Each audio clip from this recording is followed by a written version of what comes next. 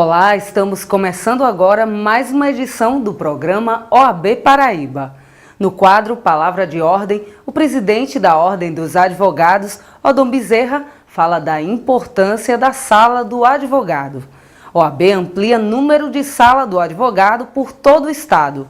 No Tire Sua Dúvida, o membro do Instituto Brasileiro de Direito de Família da Bahia, Vitor Macedo dos Santos, responde sobre herança digital. Terceiro seminário promovido pela OAB apresenta as novas perspectivas dos direitos de família e sucessões. Ciranda de Serviços da OAB reúne principais órgãos e instituições em shopping da capital para esclarecer dúvidas da população. E Conselho Estadual da OAB se reúne e aprova nova tabela de honorários mínimos dos advogados.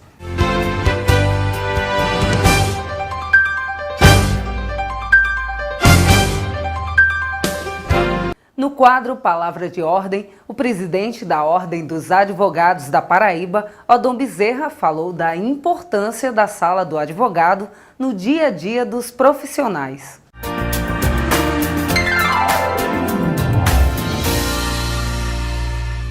Olá, colega advogado. Hoje vamos falar de um assunto que antes era um grande problema na Paraíba e que hoje nós estamos facilitando a vida do advogado, principalmente no interior. Sala de advogado. Olha, só sabe o quanto é necessário uma sala de advogado no instante em que você necessita fazer um peticionamento, naquele instante que você necessita conversar um pouco com o seu constituinte e fazer uma carga rápida.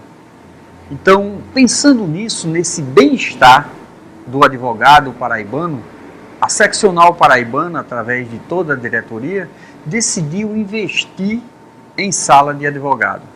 Melhoramos e como melhoramos a sala do advogado no Fórum Cível. Melhoramos o serviço da sala do advogado no Fórum Criminal na cidade de João Pessoa. A internet que não funcionava, nós detectamos esse problema e buscamos solucionar rescindindo o contrato com a empresa e contratando uma que está prestando um bom serviço. Aparelhamos essas salas, tanto do Fórum Cível da capital como do Fórum Criminal. O Fórum de Mangabeira, também dotamos a sala de uma melhor estrutura para o advogado, com internet, com água, com computadores que possam ser utilizados de última geração. E não paramos por aí. Melhoramos a sala do Fórum Trabalhista e hoje atende condignamente o advogado. E fomos para o interior. Começamos com Campina Grande, onde tínhamos uma sala diminuta e hoje nós temos uma sala no térreo que atende a todas as necessidades do colega na cidade de Campina Grande. E não é só por isso. Mesmo estando dentro de um polo judicial, que tem a vara da Justiça do Trabalho, as varas da Justiça do Trabalho, as varas da Justiça Federal, mesmo assim, essas varas, elas são dotadas de sala de advogado para atender o advogado campinense. E aí segue pelo brejo paraibano, exemplo, Esperança, com a sala que vamos melhorar, detectamos alguns problemas, já estamos e designamos pessoas para resolver o problema. Areia, Arara, Solânia, estamos conversando com o juiz. Bananeiras, inauguramos agora dia 20 de maio. Guarabira, Belém. Então são salas disponíveis ao advogado. Na região de Cajazeiras, todas as comarcas hoje com sala do advogado. Região de Sousa, estaremos inaugurando a sala do advogado na cidade de Coremas. Na região do Brejo, mês passado nós estivemos inaugurando a sala de Santa Luzia, onde era um anseio também dos colegas advogados, e também Água Branca. Então, é um trabalho voltado para você, colega advogado, investindo o dinheiro do advogado para o advogado. É o compromisso dessa gestão da Ordem dos Advogados do Brasil. E com o objetivo de agilizar o trabalho dos advogados durante o exercício profissional, a OAB está ampliando o número de sala do advogado por todo o estado. A estrutura montada pela OAB oferece impressora, scanner, computador com internet e também uma mesa para o diálogo entre o advogado e o cliente. O objetivo da sala do advogado é agilizar o desempenho do profissional durante o exercício da função.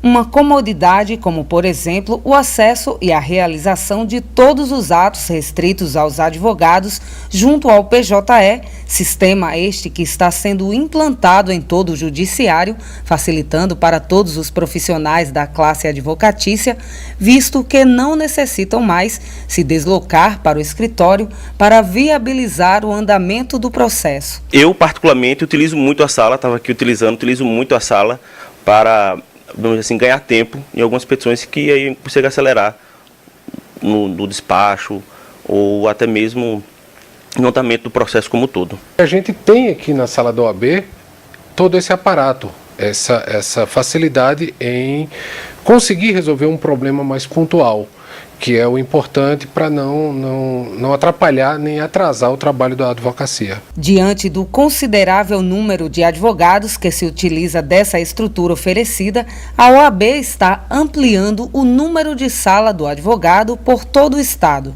Em João Pessoa, a OAB disponibiliza uma sala do advogado no TRE, na Justiça do Trabalho, Justiça Federal, no Fórum Cível de João Pessoa, no Fórum Criminal e aqui no Fórum Cível de Mangabeira. A instituição conta hoje com salas que funcionam em todas as regiões do estado, como Campina Grande, Patos, Souza, Cajazeiras e Guarabira, tendo inclusive inaugurado este mês mais uma sala do advogado, dessa vez em Bananeiras.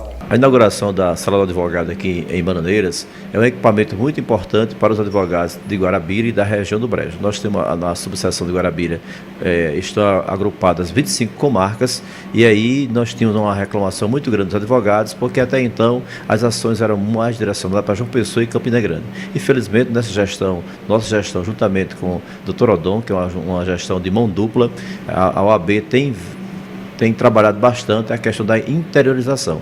E a chegada desta sala do advogado em Bananeiras muito vai contribuir para que os advogados tenham a maior comodidade, para que possam utilizar esse espaço para facilitar o seu trabalho no dia a dia. Na nova sala do advogado em Bananeiras, o presidente da OAB também destacou a importância de interiorizar as ações da OAB para auxiliar o trabalho do advogado em toda a Paraíba e expressou, sobretudo, a emoção de homenagear o tio de mesmo nome, que foi detentor da carteira número 1 da OAB. Eu entendo que os advogados e a sociedade em geral deve valorizar e olhar o futuro, mas preservando o passado. E o resgate da memória do passado necessariamente tem a ver, no caso da OAB, com Odon Bezerra. Odon Bezerra foi o detentor da carteira número 001, ou seja, foi ele certamente um dos idealizadores, um dos fundadores da nossa instituição, participou da primeira mesa diretiva da OAB, mas mais que isso, além de estar na OAB, de ser advogado militante, de ter sido detentor da carteira número 001, ele foi governador do estado, foi prefeito desta cidade de Bananeiras, onde nos encontramos hoje, foi deputado estadual e federal. Morreu como deputado estadual muito jovem, aos 49 anos. Eu acho que nós passamos a fazer um resgate de Odon Bezerra, advogado. O Odon Bezerra político, homem público, talvez todos conhecessem, através de nome de ruas, de Câmara de Vereadores, mas agora nós estamos, dentro da nossa instituição, resgatando e fazendo justiça àquele cidadão de Bananeiras, mas, antes de tudo, aquele advogado paraibano que tanto dignificou nossa classe. No Tire Sua Dúvida, o membro do Instituto Brasileiro de Direito de Família da Bahia, o professor Vitor Macedo dos Santos, responde agora sobre herança digital.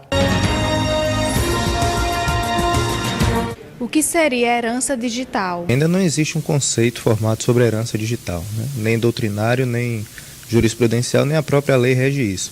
Mas, sucintamente, seria a transmissibilidade dos ativos digitais que nós consideraríamos todos aqueles arquivos que estão armazenados hoje em dia no mundo virtual, que seriam as contas do Facebook, dos e-mails, os e-books que tem Amazon, iTunes, entre outros. Há previsão normativa no Brasil? Ainda não existe uma previsão normativa incerta no Código Civil brasileiro, mas já há um projeto de lei, o 4099 de 2012, de autoria do deputado Jorginho Melo, do PSDB de Santa Catarina, que trata sobre o tema. Há transferências digitais entre os herdeiros ou precisa de testamentos?